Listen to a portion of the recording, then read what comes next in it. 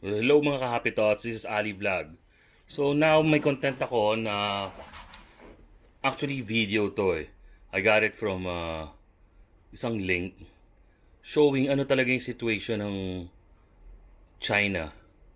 So we should all be alarmed kasi the information that we're getting, kasi basically right now what we're doing is sinusunod natin kung ano yung mga countries na naging okay na yung situation regarding COVID.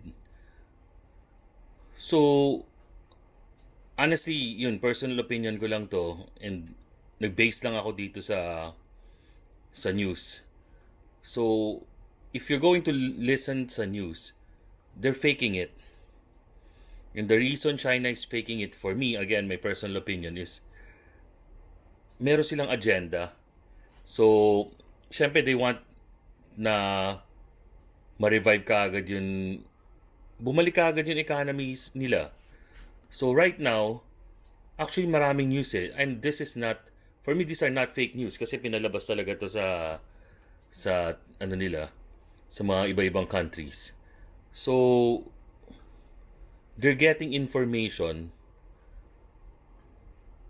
na nag-o-open na ng parang force good, they have to open yung mga plant, but walang production, and just trying to show off, kunyari may ginagawa pero they're not doing anything para lang for show off purposes, para pakita sa ibang country.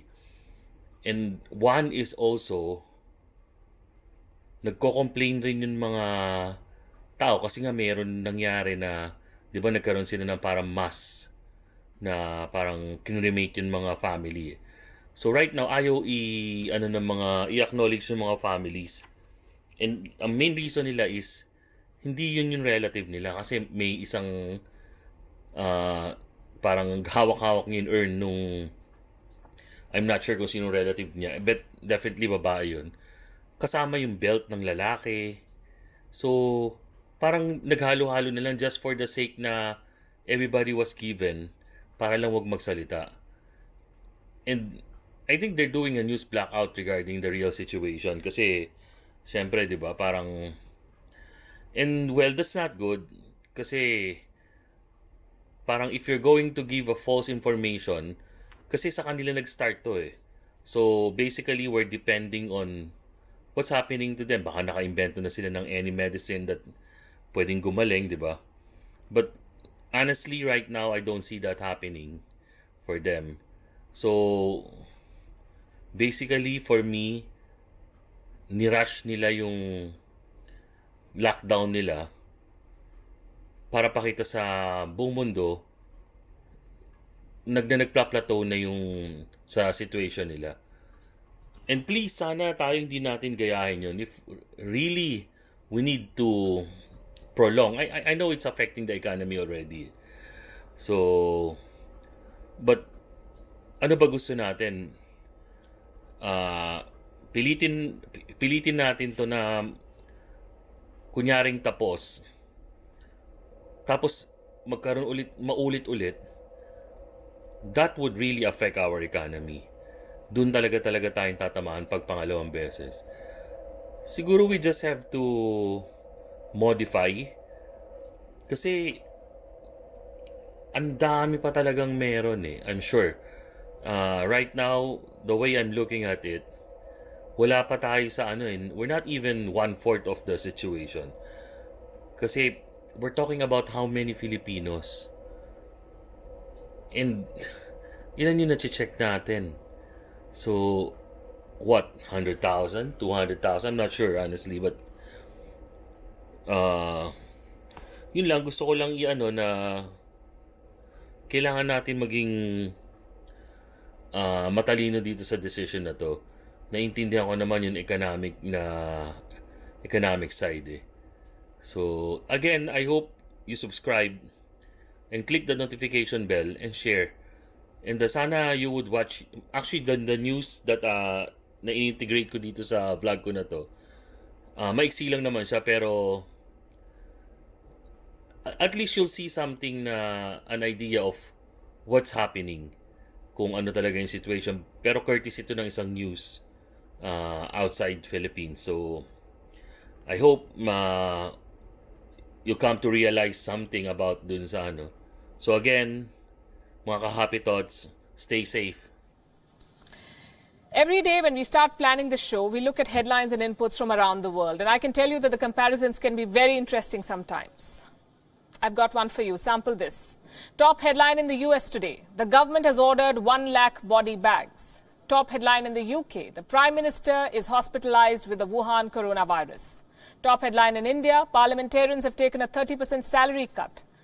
The top headline in Japan. The government will declare an emergency as cases soar. Do you know what's the top headline in China? Tourist places are packed with people. Business is back on track.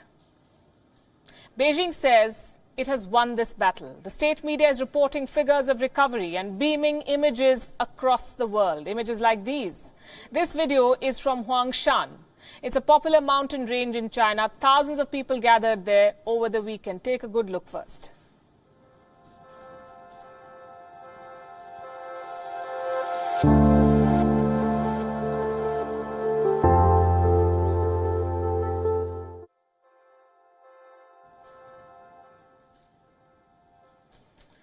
Social distancing? Well, China opened up this tourist destination for free. Anyone could come. There was no ticket required.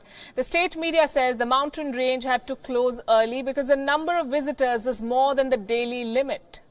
The local government is offering free entry to 29 such sites. Basically, they're encouraging people to visit because they want to boost the number of visitors and show more such pictures to the world. The message is very clear. All is well in China. That's what they want to tell the world. The people are out on the streets again. Factories are up and running. People are going back to work. We found this video on a Chinese state media platform. And that's precisely why we decided to challenge it. Chinese state media only shows what the government wants you to see. We found other reports then which paint a totally different picture. Reports which deflate China's claims of normalcy. Reports which say China is faking it. This one, for instance. Cakesin is a business publication. It says the lights are on in factories in China, all right. The machines are running, but there is no output. It's a farce. It's an act. The factories are running, but they're not producing anything. China would have you believe that people are going back to work. This is a report in Xinhua. Xinhua is the state-run news agency of China. And this report says 88% of agricultural enterprises have quote-unquote restarted business. 89% of the key infrastructure projects are now back on track. 89%.